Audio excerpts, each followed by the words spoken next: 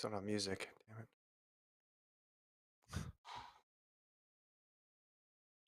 Hey everyone, welcome back. This is the FloTrack podcast. I am Kevin. He is Gordon. FloTrackPodcast@gmail.com is the email address if you'd like to get in touch. Also, you scan the QR code. You can text us. What's that number, Gordon? 31032. You can text my name. You can text Gordon's name. You can become a member on the FloTrack Podcast YouTube page. On today's pod, talk about relays.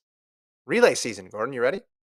Relay season kicks off with a bang here in our good old backyard in Austin, Texas. Texas relays. You got things going down in Florida. North Carolina's got a relay going down. So break it down all today. Get ready for a fun weekend. Mm-hmm. And we got that pick'em going on this weekend as well too, where you and I are giving out a FloTrack subscription. Gordon, what do people need to do to win? That's right. Click on the QR code or just head over to our website and go to the news section. You'll find the webpage. Win a subscription to FloTrack for the month of April.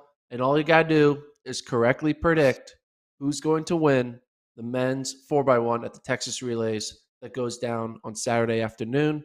If you get it right, you'll be put in the pool of all the people who also got it right and be in the running for being selected as a winner. In order to be selected, you got to give in your phone number, but it's very simple setup.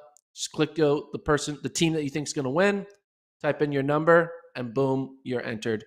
Very simple. And we already have like preliminary you can kind of see where everyone is going with their picks right now. Because right now we have LSU, Houston, USC, Florida, A&T, A&M, and other. And right now, 35% of y'all are picking Houston, 15% USC, 13% LSU, 13 Florida, 10 other, 8 A&T, and 5% A&M.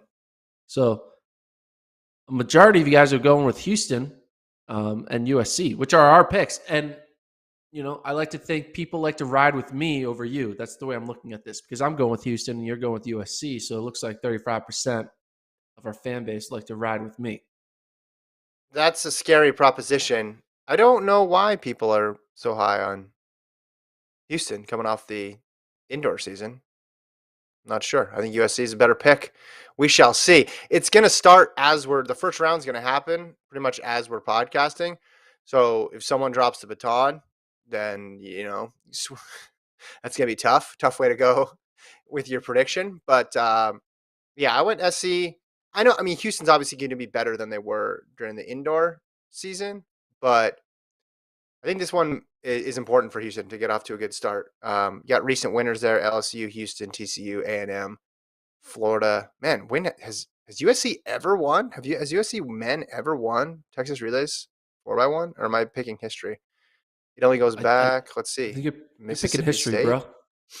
Yeah, That's what I do. USC's See, number one.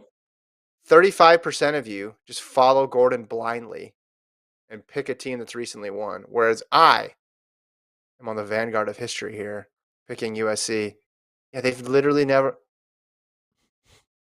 See, even Colts' beloved Kansas State Wildcats have won the 4x1 at the Texas Relays. So starting with 1925 Butler, 43-2 through the present, USC has never won it. I hope that's why they came to Austin, to right that wrong. So anyway, make the pick, follow along, and have some fun. You could be entered to win a FloTrack subscription. Speaking of Texas Relays, we got going with them last night. There was some distance action that we can touch on here. Gordon, Jonathan Jones, fresh off his strong performance at NCAA Indoors, wins the 145.8, and strong showing for the hometown Longhorns in general, with Carrozza getting third and Bizamana getting fourth. They went 146 and 147. Zahafi of Texas Tech crunched in there between them. So the run of mid-distance success for Texas continues. It was not confined to the indoor season. They're still rolling. Yeah, having one guy break 146, one sub 147, and one sub 148. It's pretty damn good. And it shows that Jones is here to stay. And you got to question, like, if Jones keeps going up this trajectory, will he eventually be in the conversation to potentially give Brandon Miller a run for his money? Now, I don't know. I mean, Brandon Miller is looking for even bigger fish to fry with trying to make world teams. But, Hmm. I mean, Jones is running 145. He's super new to the event. Yes, he ran the 800 back in high school, but he's new to Hmm. it at the collegiate level. You Yeah. got to think that, you know, 2 more months of good 800-meter training, he should be able to get down to the 144 range. And if you're a 144 guy, you have a chance to win an NCAA title. I like how you said, could he potentially be in the mix to give Brandon Miller a run for his money? There's like 9 hedges there. Basically, you're basically saying, can he run sub 150? Is basically what you're saying. No, the question should be, can he beat him? Can he beat him? And I think it's a fair question because he comes at this with this incredible 400-meter speed. The guy ran Diamond League 400-meter races and belonged in the Diamond League 400-meter race that he ran. It wasn't just thrown in there as a lane filler. The guy legitimately was a top flight 400-meter runner. Now he goes back to the 800 that he ran, as you mentioned, previous to college, but that was when he was running, high 148s. Totally different athlete now. I think it's a legit question. So we could have a Texas A&M rivalry, a legit heads up in another event because you got to like this guy's ceiling. He tweeted out last night, I wanted this record since 2017, delayed but not denied. He broke the Barbados national record held by Orlando Green from Mm-hmm. 1976. It's an old record, 1976. Mm-hmm. And so he's wanted this since 2017, Mm-hmm. but he didn't run an 800 for like the past 5 years. So Yeah. he's been like, I'm going to break that 800-meter record. I may never run an 800 again, but I'm going to break it. Yeah, that's the story of a reluctant 800-meter runner. I like it. So this story about Texas in the mid distance and even the distance too, because you talked about Abdallah at NCAA's, right, with that crazy anchor leg in the DMR, and he ran the 5,000 last night. 13:48, cruised to a victory there by 8 seconds. But this Texas strength here, and it really makes them a very balanced team because when you look at where they got points at the national meet, obviously they're 4x4, ran really well. They have some good sprinters. They're solid in the field events as well too. But the thing that's a bit of a surprise is this mid distance resurgence. What do you think these guys are capable of doing when we look more to outdoor season? When you look to NCAA's, but even before that, something like Penn relays, where we expect them to put a good team out there in those Yeah, mid distance relays. yeah, I think we'll get a good understanding of where they are in the outdoor season at Penn Relays. Earlier this year, it was announced that Texas is going to Penn. And now looking at what they just did in the DMR at Nationals, what they're throwing down in these 800s at Texas Relays, you see what Yasan Abdallah did on the anchor leg for the DMR. You throw in their DMR, potentially a 4 by mile. They're 4 by 8. They're gonna have a good 4 by 8. Texas, Mhm, might be the team of the meet at Penn Relays a month from now. mhm. I know they announced that they're running it like back in February, but Texas taking over Penn is gonna be pretty interesting. Yeah, I mean, how many teams right now have that firepower in mid distance? You talked about Ole Miss as one of them, but how long is that list of teams right now that could put out that many 800-meter mile guys? Yeah, I guess Ole Miss is really the only other team I can think of right now that has legit 3+ guys in an 800 and in a mile to really develop a true team across those three relays: 4 by 8, DMR, and 4 by mile.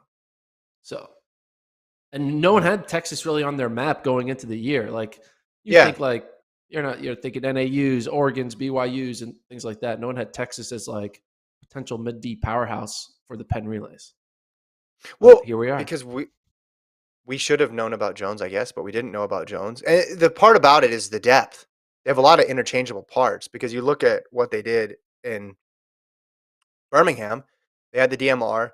They had multiple guys in the 8. They had a guy in the mile. right? They doubled a lot of people from DMR to the 8 or DMR to the mile, but it wasn't overwhelming and it wasn't overly reliant on one person. And I think that's going to be really important going into the indoor season. Yeah, quite the turn of events here with Texas really getting strong on the mid distance side of things. Anything else stand out for you from the first, I guess, day of the weekend? Because when you get into track season, Thursday, a lot of these meets start on Thursday, so it's like almost like the weekend track meets start on Thursday. Anything from Thursday before we move ahead to Friday and Saturday?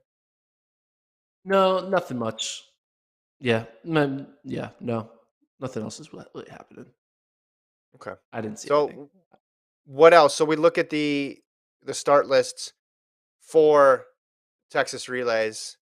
You got some big names involved. We talked about their collegiate teams. There's gonna be a lot of top flight collegiate sprint programs in UT.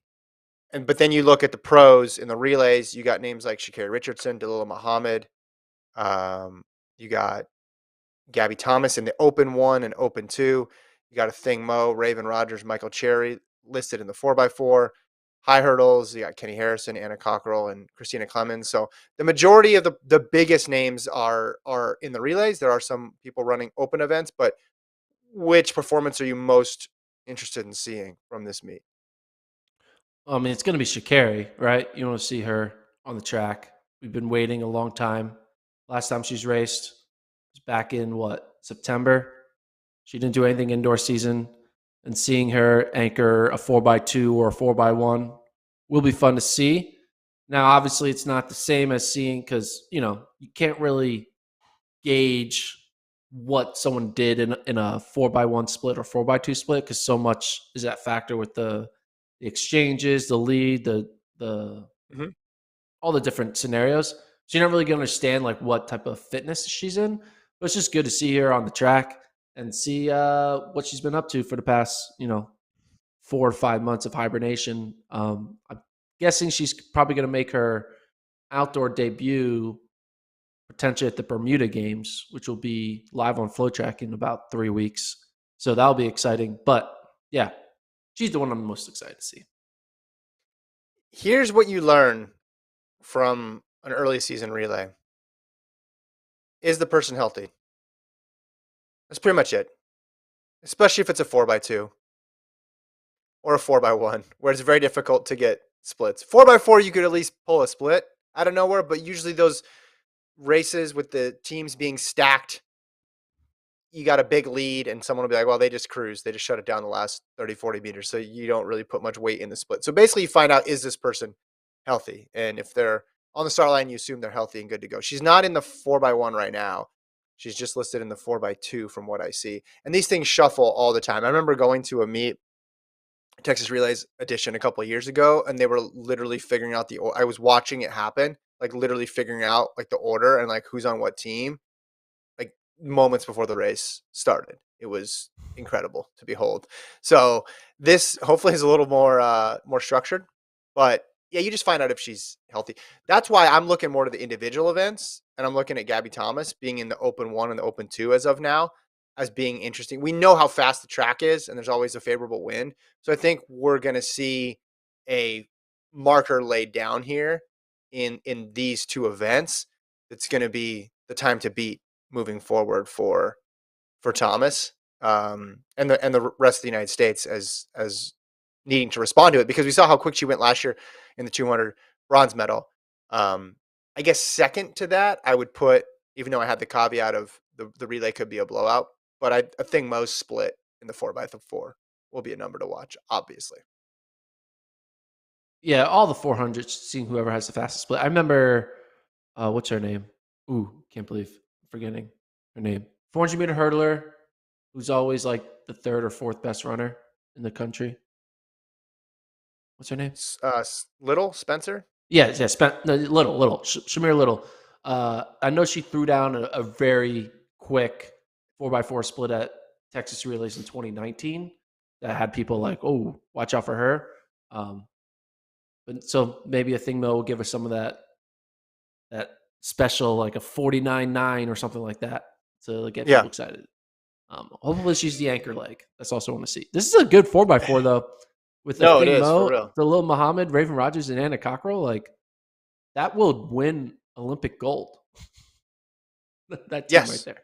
Yes. No, you're 100% right. And then you got Phyllis Francis on the other side of things. I guess who do you think would have the fastest split? I guess it just depends on what order they run in,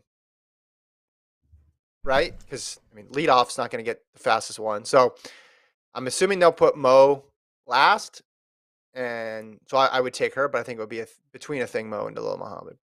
Is Delilah Yeah. on two of these teams? Yes, Colt brings up a good point here. Dalil's listed on two of these teams. That's why I'm saying a lot of this stuff's kind of thrown together last minute. I saw Michael Cherry was listed on two teams as well too. I'm assuming they are not going to run twice. That would be very difficult for them to do and require an out of body experience. I think USA Blue and Red I think are the first priority because that's like the USATF teams because they're trying to get marks, and this in the past has been one of the meets that you need to show up to if you want to be considered for the relay. I don't know. That's obviously not the case in the 4x1s because if you look in the 4x1s, it's missing a lot of people, especially on the men's side of things. So I'll go. Okay, if I'm forced to pick, I'm going to go with Thing Mo. How about you? Fastest split. Yeah. A Thing Mo. I mean, that's not that hard of a gun to your head pick. Let's be honest. She was the best Well, 400 meter runner last year. I would take a Thing Mo and Dalil Muhammad 100 times out of 100 in a race in the 400 straight up. but you take them both, or wait, No, what? I'll What? take a What did you say? Thing Mo over Dalila Muhammad Oh, okay. 100 out of 100 times in any 400 meter race that doesn't have I hurdles. don't. That doesn't have hurdle. Yeah, you need the caveat there. Rogers is there as well. In the heat. So yeah, that'll be a good one to close out the meet. I'll go Thing Mo on that one. What about the men's side of things? Let's pull up the men's 4x4. Are we predicting anything quick? Cherry was the fastest guy that I saw on there. Again, he's listed twice.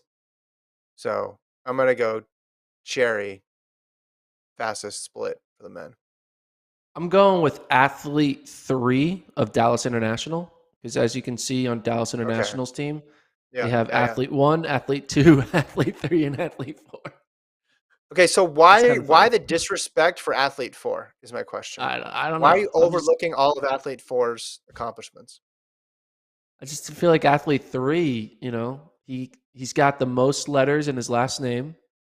He's got Mhm. 5 instead of 3, whereas Yeah. athlete 4 has 4 letters in his last name. I'm I mean, just you're way off base here. This is a typical Gordon horrible take here. Athlete one's name is literally one. How could you pick against athlete one? That's true. What are you doing?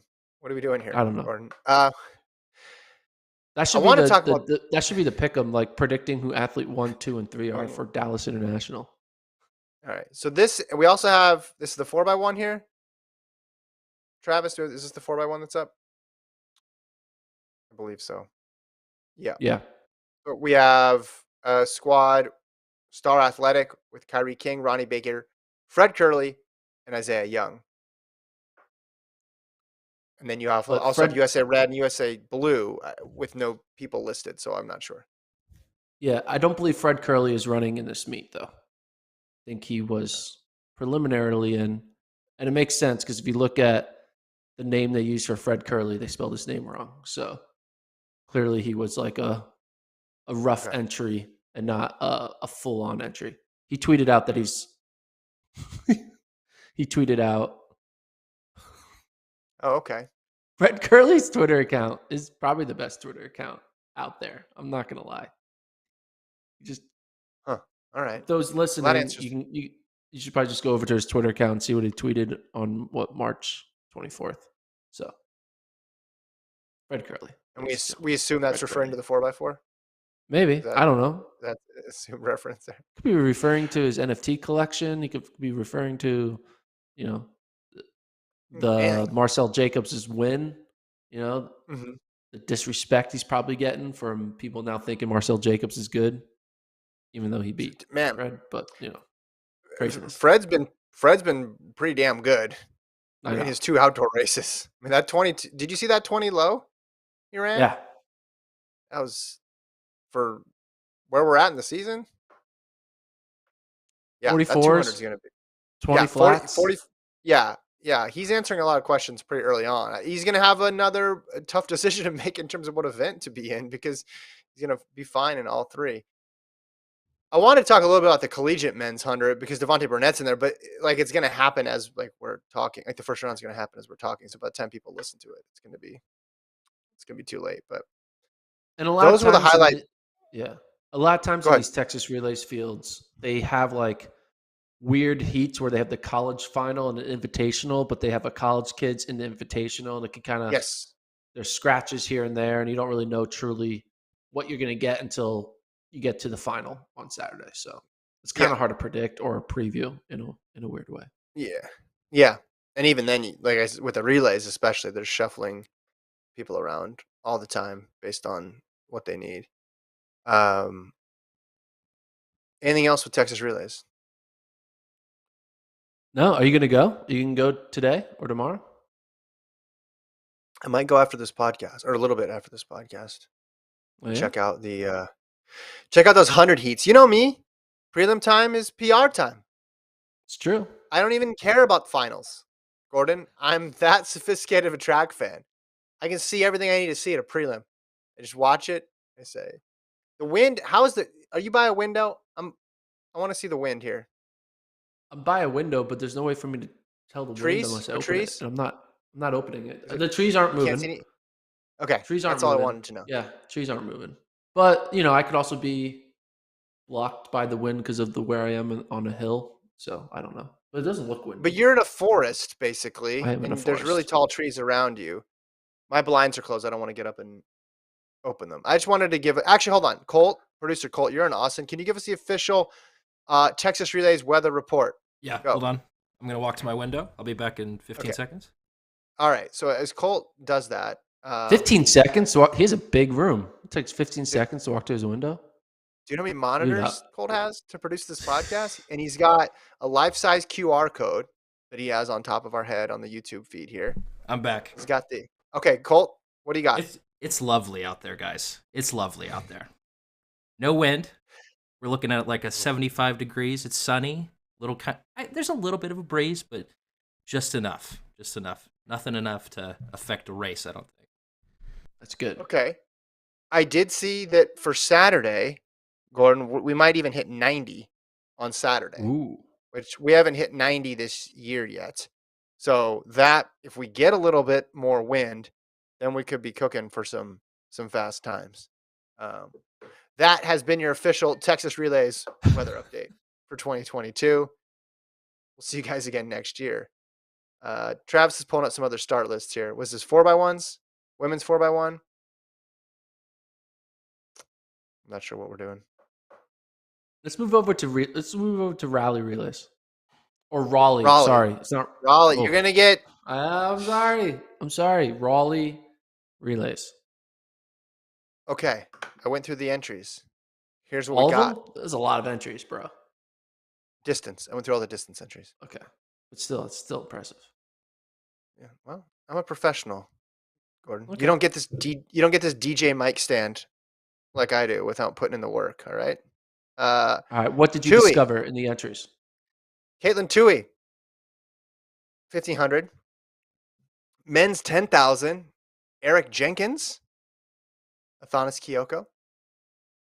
Women's 5,000. Taylor Werner. And then some NC State women, including Hannah Steelman. Those were the bigger names that I saw in the entries. Men's 5. I guess we could pull up the men's 5 too. I don't know if I just skipped that or if there wasn't anything there of too much interest. Men's 5, like sections 1 through 3. I think that's on Saturday. Is that correct? Man. I don't think there is a men's 5,000. Well, maybe that's why I didn't find it. I thought there was a men's 5. All right, scratch that for the record. Yeah, maybe it is, and it's just not listed on the results because the entry just got skipped over. But I'm sure they're having a 5,000 at this meet. Can't imagine they're not. Seems kind of crazy to have like 8 sections of the women's 5,000 and 0 of the men. That doesn't make any sense. All right, what do you expect to see from Tui? I mean, Tui, What's her PR in the 1500? You know? Top of your head? I don't. Probably not. So she's ran in college. She's ran 4:12 in the 1500, and she did that at the NCAA at the ACC champs in 2021. So she got a seventh in the ACC championships. Kind of wasn't really in the contention. She was kind of just like a low level point scorer.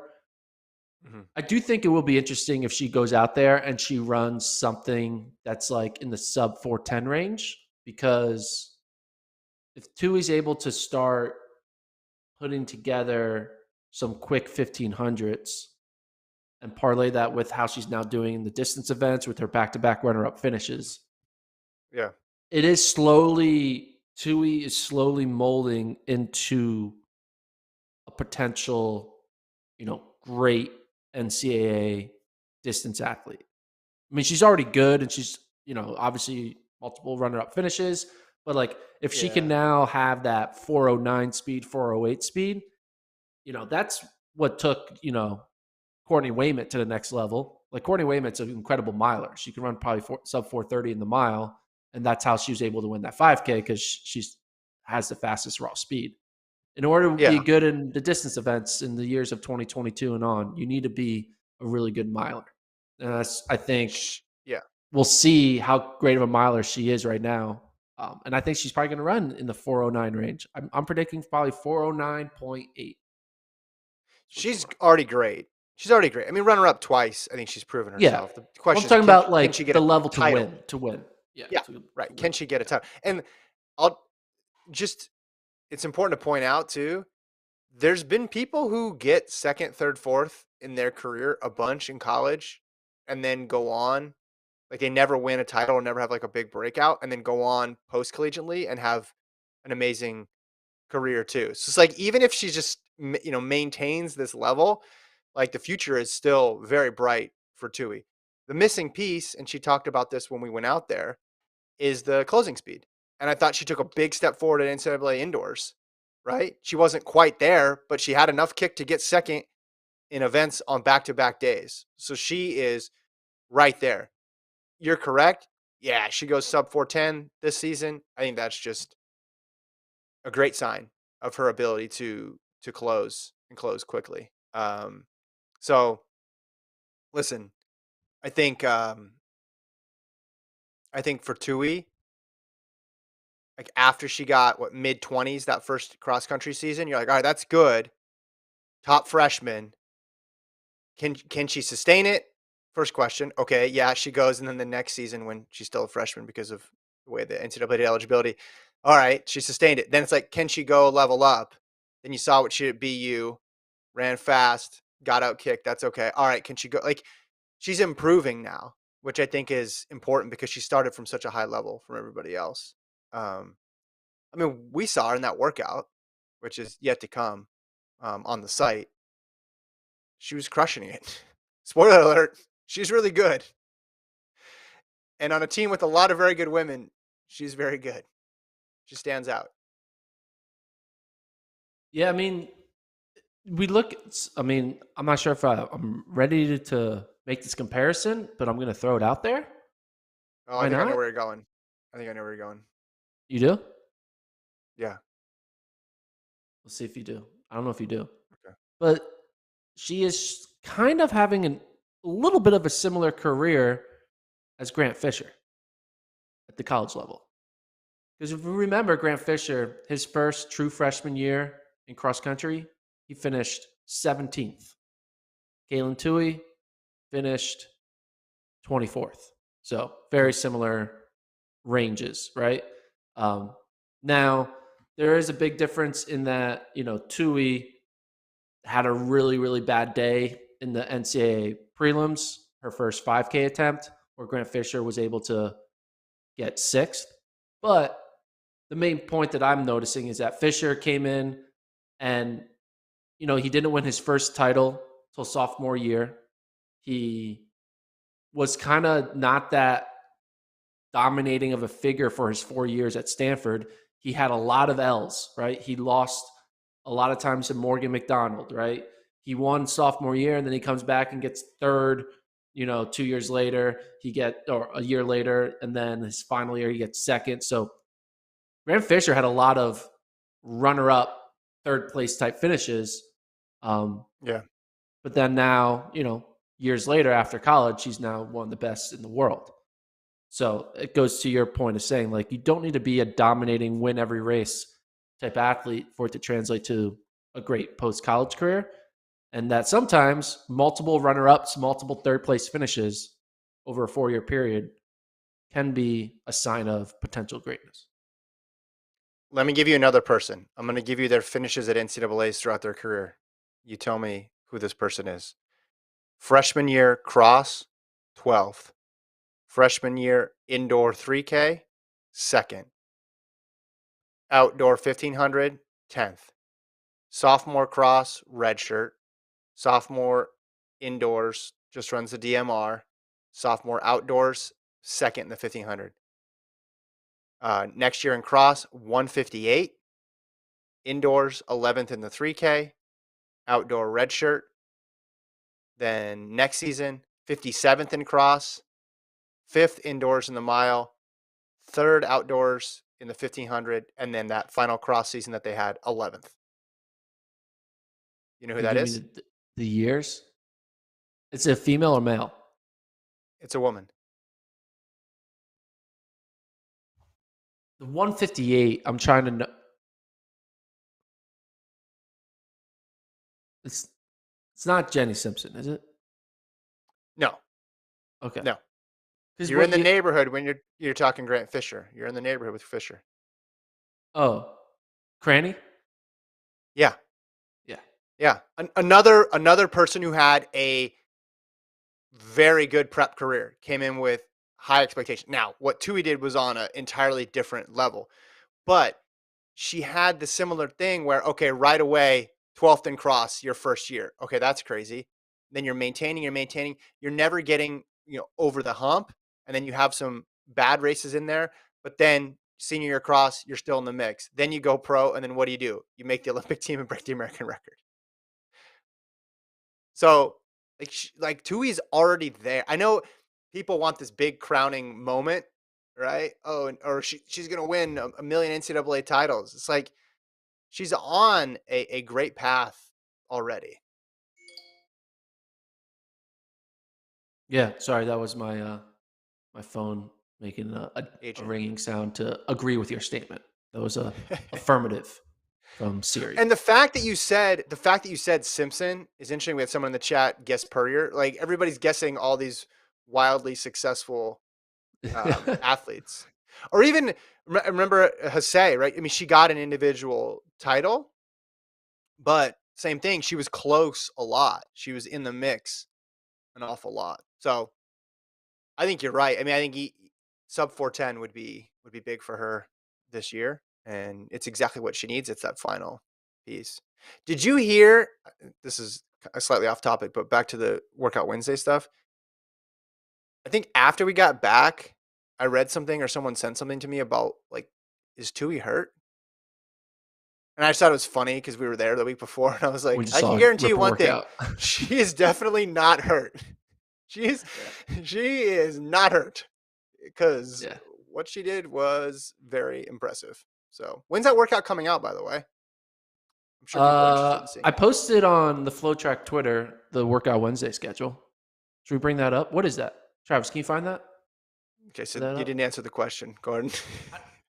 Well, you don't know. We'll get the graphic. We'll get the graphic.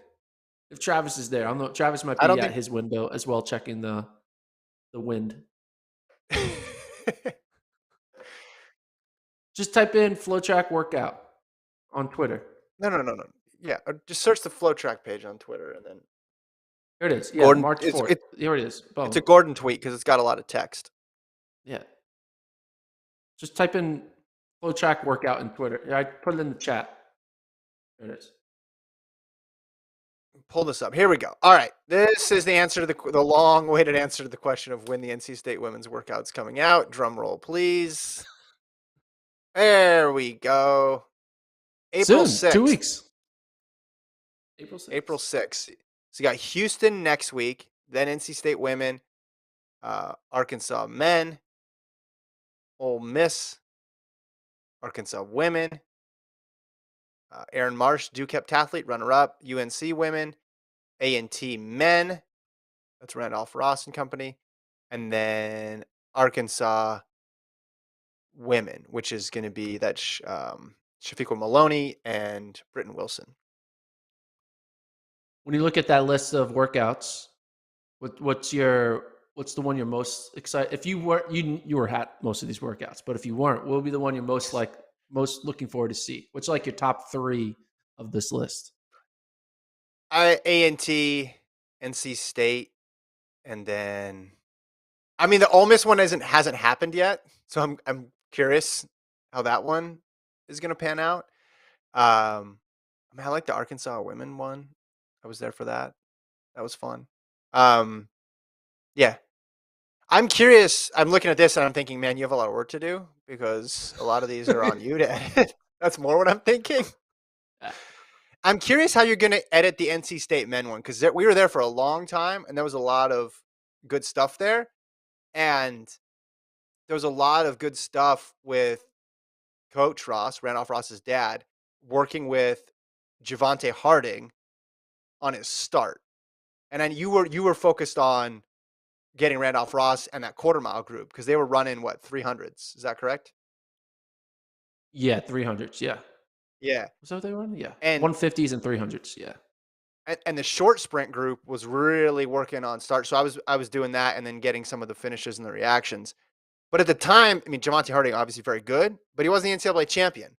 Now he's the NCAA champion. So there's a lot to work with there. So I'm excited to see that one because I haven't even seen a cut yet.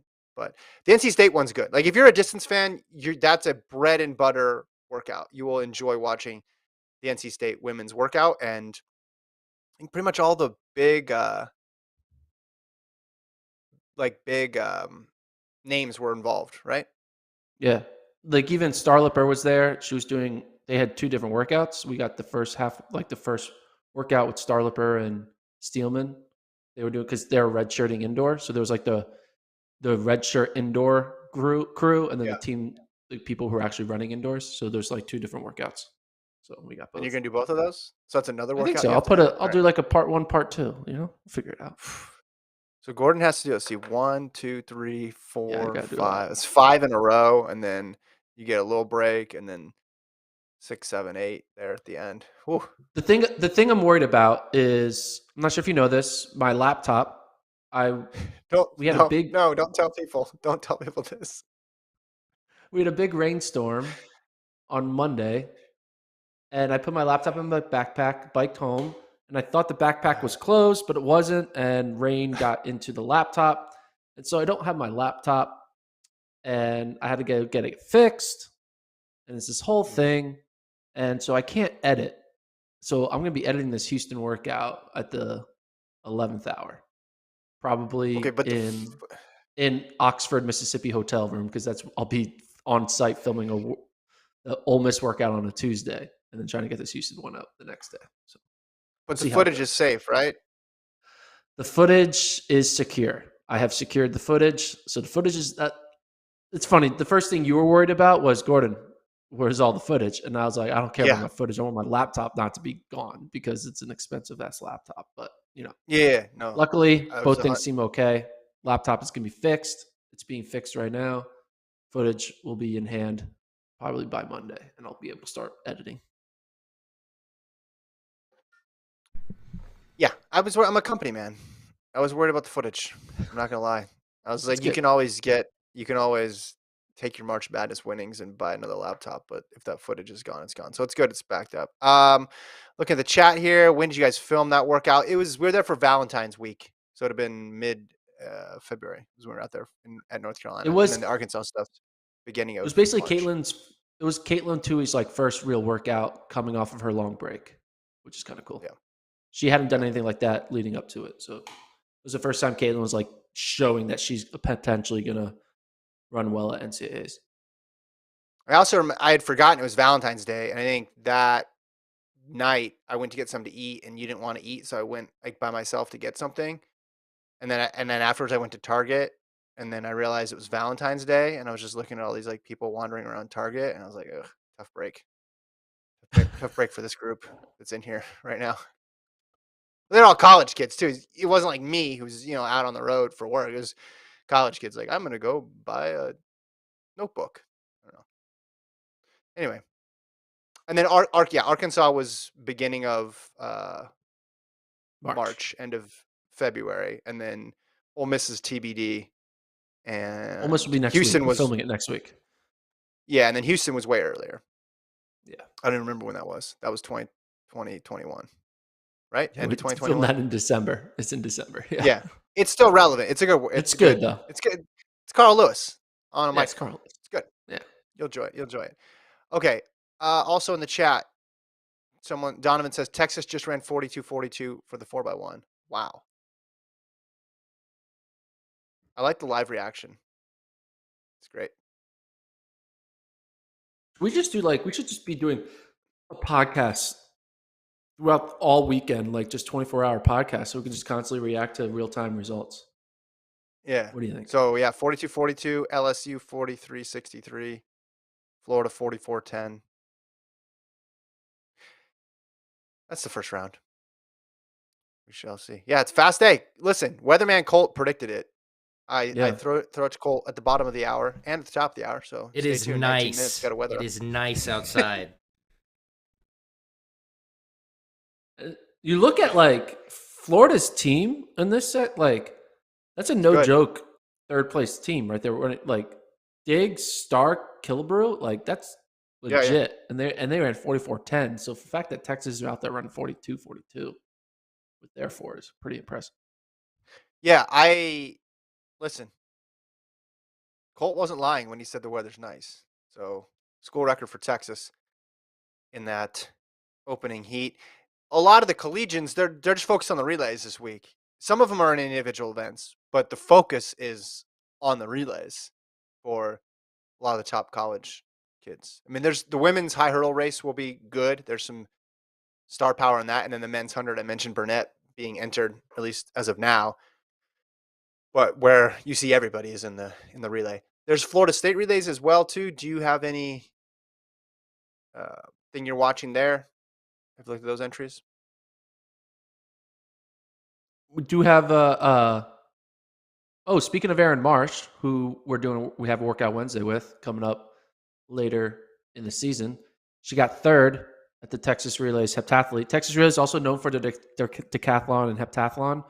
Marsh got third. Her teammate got second, and Anna Hall, who won NCAA pentathlon, just dominated there. 6,400 points for Anna Hall of Florida. Pretty impressive. She ran a 2:04.800 to end it. It's pretty impressive. Yeah, having a heptathlete who like crushes the final event, kind of cool. Yeah, I like it. Not gonna lie. All right, what's the heptathlon? 65-27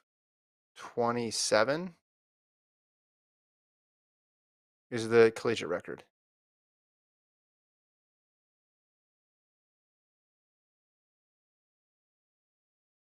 What did she go? What are the results? 64. Oh, she was okay. off that 64. Yeah, 64. And I know you like this stat. I hate it, but I know you like this one. The American collegiate record, 63.90. Yeah, that doesn't mean anything to me. You're always posting about it though. You're always in the chat with that stuff. So That's yeah, true. she exceeded. That's a big time performance. That is a huge performance for Anna Hall. Wait, you said 206.800? This says 204. 204. She ran 204. Dude, I didn't that say is 206. nuts. She ran 204. Yeah, very fast. Over How 1,000 many? points. Okay, hold on. Let's do this game. Let's pull up our individual marks. How many of these individually could qualify for the NCAA meet?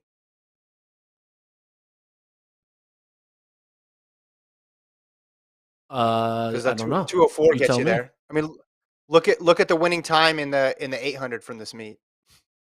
I think it was 204. I mean, she goes, was that 13.4? in the hurdles. High jump probably potentially could get in. Her high jump could get in. The 800 could get in. Long jump, probably not. 200, no. 100 hurdle, maybe, but probably not. But maybe 13.4. I mean, That's it's pretty good. that's pretty good. Yeah, It's pretty wild. so like 3 out of the 7, right? You're saying They maybe on could the like high jump. split her into 3 other athletes, and then all of a sudden Florida Yeah. has even more points. Yeah. Wow, great performance for Anna Hall. So FSU, you're talking about FSU relays. Anything there? Yeah, so Trey Cunningham isn't in the start list for like the hurdles or individual events. I'm guessing he probably might do a relay, but Matthew Bowling is running the 100. Elijah Godwin is running the 200, and Godwin is also running the 400, so he might scratch one of them. But Bowling in the 100, that's a big question. Mhm. Who do you think? What? All right, Bowling. We saw we did indoors.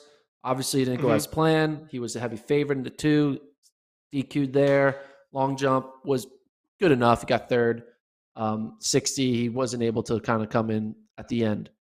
But what do you think Bolin does this outdoor season? But no, let's not even think about the outdoor season. What does he do this Mhm. weekend in his first 100-meter of 2022?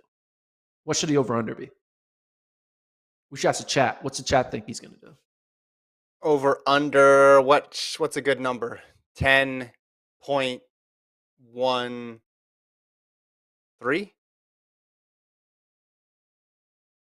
You think he'll? I guess, yeah. I'll put the over-under at 10.10. I Okay. think the question is will you go Sweet. 10-0 or 10-1? I think that's the I think he's the going to bounce over-under. back. I think he's going to be fine. I think we talked about this before. It's just tough to run multiple events in that indoor meet. We've seen it time and time and time again.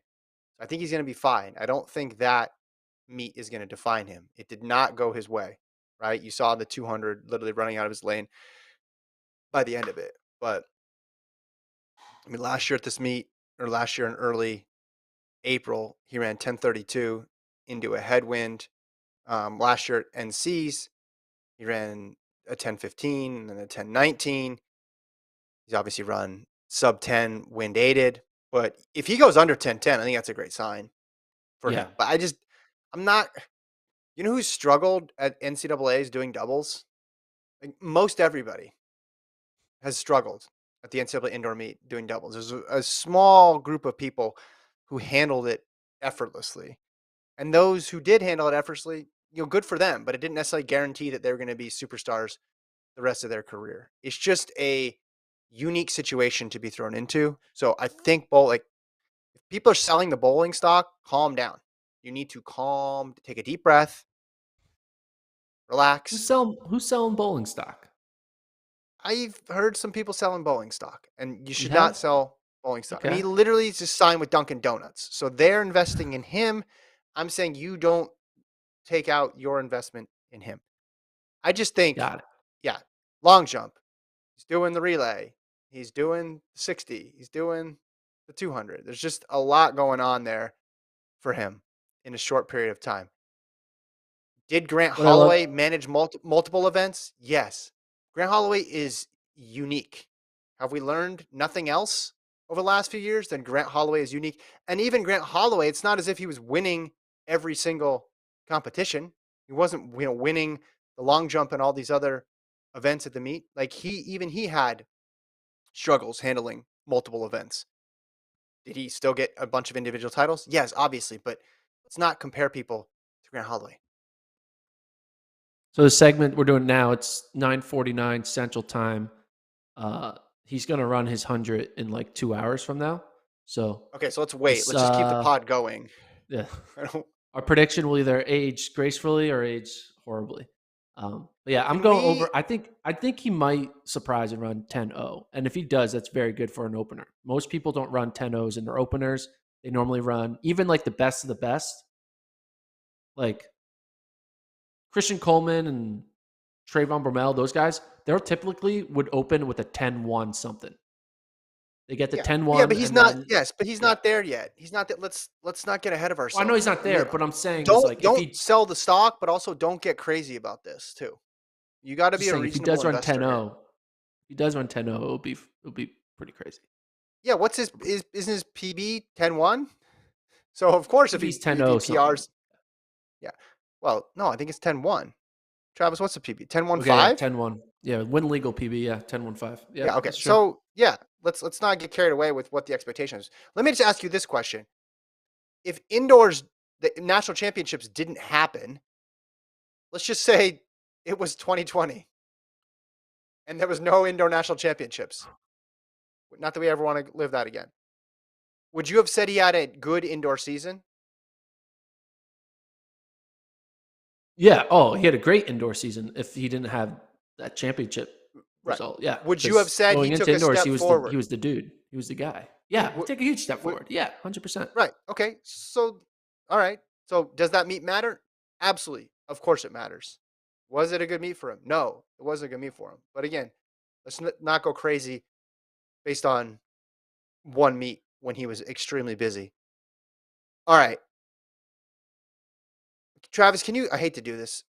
You. It looks like you got the qualifier list from last year. I want to redo this Anna Hall thing to see how many events she could qualify in. I don't know if you can go back. Gordon, can you pull up her actual results from today to see where she would have fit? I'm assuming these are 2021 outdoor qualifiers. So you could see So last year she 205 and change took 205 and change to do it. So I just want to go through these one by one, just see where she matches up. which one are we looking at first? Let's start first with the 800. Let's just see where She she ran she fits in the 800. 204.60. She ran 204.61 in the 8, so that would have gotten in. Okay, in Uh, 18th place. she the javelin, we don't even need to check that. That wouldn't have gotten in. Her long jump was 623. So long jump. 6.23 in the long jump. All right. Let's look at where I that don't would have been. be almost it. Six Oh, just got in. 24th. There you go. 20. Okay. So that's two That's two. events. Next. Her her 200 wouldn't have gotten in, I don't believe. 23.8. That's too slow. Yeah, there's no way. And shot put, no. High jump 177. That would have gotten in. High jump would Yep. have She would gotten have in. been in that big group there at And the then the hurdles, 19th spot. she So that's three. the hurdles 1341. I don't feel like that might 13.41. just on the outside. Misses that by 0.15. Okay. So she qualifies individually in three. And so the ones she misses out on, the throws, the hurdles, and the 200. That's still remarkable. Like, that's kind of Ashton Eaton ish. Remember that year? Now, Eaton did it at a higher level. Remember the year his long jump from the trials would have qualified in the long jump? And you're like, okay. Or the year at the World Championships when he runs 45 flat at the end of day one. Like, all right. Or when he decided in the off year, I'll do the 4-meter hurdles and went and competed in the Diamond League in the 4-meter hurdles. It's what it reminds me of. That level of versatility. You're dealing with a special athlete. Yeah, I mean, it's pretty cool. And she's only a sophomore, so she's still super young. She has yet to really like show her true potential. So Yeah. 2024 is gonna be a good year for her, I predict. She's probably gonna win the You Olympic just trials. you just see 204 at the end of a heptathlon competition, and you're like, what? Because you're used to trying to figure out, hey, is that good for a multi-eventer? And she's putting up marks that are good for just a regular competition, a regular 800-meter runner in college. Statman John Malkeen says her 204.61 800 is also the fifth fastest 800 within a 6400 plus heptathlon. So that's amongst high scores. I mean, yeah, like if you don't need to figure it out, if you don't need to think, hey, is this good for a multi-eventer? That's when you know it's a ridiculously good mark. All right, I made the allusion before to your March Madness bracket and how it could potentially pay for your broken laptop that you decided to keep out in the rain. You are ranked 50th on ESPN's bracket challenge out of several million. Now we're 17 still million half out of 17 17 million. million. We still have the other half, the Sweet 16 to go, and then of course all the way through to the championship game. There's still several games to play. What was your strategy? How much money can you win, and how much money will you give your co-host? So I do March. Obviously, we all do March, but I always dreamed of this moment of actually legitimately being in like the top tier conversation. And so it's kind of crazy to see your name like in the on the leaderboard. Like, because if you actually go to the public leaderboard, it scrolls up and I see Gordon Mack, which is pretty cool. So the winning prize is $100,000. And I did the math based off of what could happen in tonight's games and then ultimately who makes the final four and who would win the title. There's a chance I can get to up as high as fifth or third place out of 17 million if it goes the way that I have it predicted. Because I looked at everyone else's brackets. I spent a lot Yeah. of time, but my strategy was very simple. My strategy was just go gut feeling, which is the strategy everyone goes, hey, gut, I'll go with that. But yeah, I'm living March Madness now for me is taking over a different level of excitement. The fact that my bracket Mhm. actually is pretty good that's ever been in my 34 years on this earth, which is pretty cool. Can we pull up the whole list of the top 50? Can I see the entire list of who else is there? I want to know, are you the only one in the top 50 whose name is just your name and then one behind it? Because usually people get creative with their names. So you don't know what third gets? Just it's just not $100,000. That's all you know. Yeah, I'm trying to figure it out. I'm trying to figure out what third gets, but it's hard to figure it out. Okay. What are your remaining picks? So this is what we need to happen. You need the final four to be Nova, Kansas, Duke, and ultimately, in order for me actually to get fifth, you need St. Peter's to get to the final four, which is probably not going to happen. But basically, if St. Peter's gets to the final four, my mistake will be Yeah. equal for everyone else's mistake because no one had St. Peter's in the final four. Yeah. But yeah, that's what I need. I need Kansas, Nova, Duke, and not Purdue, basically. Not Purdue. Because a That's lot what of I people need. have Purdue. Okay. So that's who we all should be cheering for. Because if you watch the pod, you're a fan of you may not be a fan of Gordon. You might be a fan of me though. And Gordon has promised me 10%. 10%? Just as long as I text 31032, I text Gordon to 31032.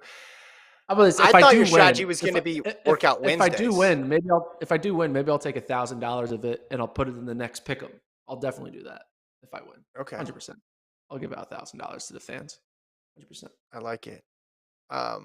So there is this your bracket? We got your bracket up here. Yeah, I'm this is guessing Gordon's that's my bracket. bracket. Yeah. All right, can we zoom in? Can we Yeah. zoom in on that? What do you want to see? Just want to see what's left. I don't want to see where he's been, Colt. I want to see where he's going. So you clearly you're a Duke fan, but also we went to that Duke game and we got the Duke workout. That's why I thought, hey, is he basing this off workout Wednesdays? Because that Kind would have of. been an interesting strategy. Yeah. I did, unfortunately, though, not. Actually, the UNC. I picked UNC to go out in the first round because I'm a Duke fan, and that was a mistake. I Yeah. let my heart say UNC isn't going to go far. So that was a big mistake. Is not picking UNC, and then ultimately Kentucky screwed me over. But other than those two Mm. mistakes, I was pretty much solid throughout the entire bracket, which is pretty cool. There's some history here though. I don't know if I've told this story. In 1997, Gordon, your co-host got third in the CBS Sports Sweet 16 bracket all the way in. I only missed one. Oh wow! I was an Arizona fan because we lived in Tucson for a little bit growing up, and they were an underdog, and I picked them to win out and win the title. And that year was the year they beat 3 number 1 seeds. So basically, nobody had that. They beat Kansas, then they beat North Carolina in the Final Four, and they beat Kentucky in the championship. So I only got one game wrong from the Sweet 16 in, and it was in a bracket where I didn't have anybody else advancing. So I literally only had one thing wrong. Do you know what I got as a prize for third place? What'd you get? A car? A Bill Walton autographed basketball. There you go. Bill Walton autographed basketball. But that was Retail you didn't. That value? wasn't. I'm not sure. So that was you only had Not to. sure. That was like a second chance bracket type thing because after they okay. So you only It had was to just pick. Sweet 16 in. That same year, though, I won my mom's office pool. So I won some Okay. money. But see, I did a hedge that year because I picked Arizona to go all the way, which was obviously a long shot. But then I picked them to lose to Kentucky in the title game, and it ended up being Arizona Kentucky, and Arizona won. So I felt kind of like I bailed on my team, but it was still enough to win the bracket. But in terms of like the big bracket, yeah, I didn't do well. I don't know if I entered one, but then after they got past the first two rounds, I was like, I'm going to enter the Sweet 16 thing. Obviously, the prizes aren't as lucrative because it's not as difficult when you're going 16 all the way into Yeah. to the title. So you're competing against 17 million people here. Yeah. I went 27 for 32 in the first round, 12 for 16 in the second round, and I'm currently 4 for 4 in the Sweet 16. It's pretty damn good. I don't know. This was all of my life's work of, some people say if I were taking all my efforts of being a bracketologist into running, I probably would be a 206 marathoner because that's what the 50th best marathoner is right now in the world is 206. Mm-hmm. Or I'll be a 996 100-meter runner because that's what the 50th best 100-meter time was last year. So Yeah. if only I put all my energy into running the way I do with watching people play basketball, I could have been an Olympian. I'm not saying Do it, you but I mean the can you results don't change your speak for themselves. Okay, so people are probably looking at this, right? Because you're on the main page now. Can you change your name to FloTrack Podcast or something to get Yeah, some should I do that? publicity, or change it I can do to that right Trust now. the Process? I mean, change it to anything other than Gordon Mac 1, I think, is the move here. Maybe, producer Colt #1 fan or something like that. Ooh, I like that. How is this motivating the dunk progression here, Gordon? This boost from March Madness. I don't know. I mean, I haven't done my second dunk. I'm going to do that this weekend, but we'll see. I've heard that before. How's the training going? Training's actually going well. I mean, biking every day. I'm jumping every day. I'm doing it. All right. I'm gonna hold on before we hang up. I'm gonna change the title of the title of my bracket to something podcast related. Let's see if I can do this. I keep on forgetting my password though, so I'm gonna log in. What should I change it to? Should I just change it to FloTrack Podcast? What should you change your password to? This is live. Don't tell people what No, you're not doing. the password. Okay. Oh, no, prelim time. Yeah. How about prelim time is PR time? No, okay. I mean, people won't get that. I think you just put FloTrack Podcast on it. Yeah, Because so then just I'm again, dunk champion. Colt though. Colt though. Listen, we're playing the long game here. Uh-huh. If he puts FloTrack Podcast on it, it makes it look collaborative. Nice. He wins $50K or something, then you and I have That's rights to right, the money. that's So right. yeah, Yes. FloTrack Podcast. That's good. Yeah. And if I there's a updated notes it. section, okay. But it doesn't show up on the leaderboard yet. But if you notice, I have 2 in the top 50. You notice that? There's Gordon Mac. I actually have 2 entries in the top 50. They're the exact same bracket. The only difference is I switch out who wins the title between Kansas and Duke, between the two. How many entries are you allowed? You're allowed 25, but I only did 2 real ones. I did what I want to happen, what I think is going to happen, and with Duke winning, and then with Duke losing. You got to do one with them winning and one with them losing. So that's what I did. Listen, America, line up behind Duke, everybody's favorite team this time of year. I actually was pulling for them last night, maybe subconsciously. I didn't know about your bracket until this morning. Okay, so we got it. Is it updated? No, it's not refreshing. I updated it, but it's taking time. So well, the person above you is just a series of numbers. It looks like a bot account on Twitter. It's like 7508234. So you're doing better than that person. Good luck, yeah, Gordon. I I'm appreciate it. excited.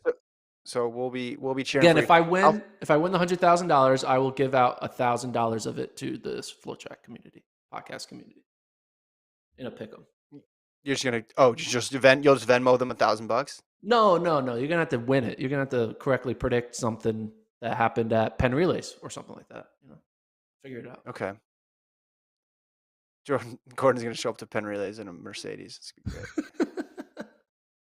Dunk champion on his license plate. That's the plan. Number 1 dunker. All right, enjoy the track this weekend, everyone. Thanks to Travis for producing. Thanks to Colt for producing. Again, do the pick'em. Scan the QR code. Remember, you can text us. Text Gordon to 31032 or Kevin 31032. Voicemail. Do all that stuff. You can email us. Just plenty of ways to get in touch and interact with the show. We're here to have fun. We'll talk to you guys on Monday. Like and subscribe.